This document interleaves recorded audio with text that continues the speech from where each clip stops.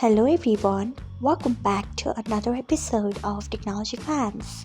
Today in this video, I'm going to guide you through how you can enable direct messages on X. So let's get started.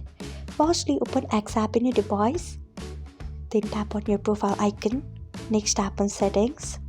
After that, tap on settings and privacy. Then tap on notifications.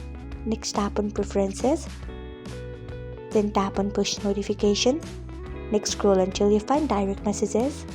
Then click on it by tapping on it. So this is how you can enable direct messages on X.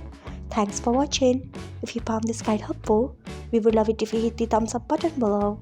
We upload great new tech tutorials like this one every day. So do not forget to subscribe to our channel and hit the bell icon so that you'll never miss another update.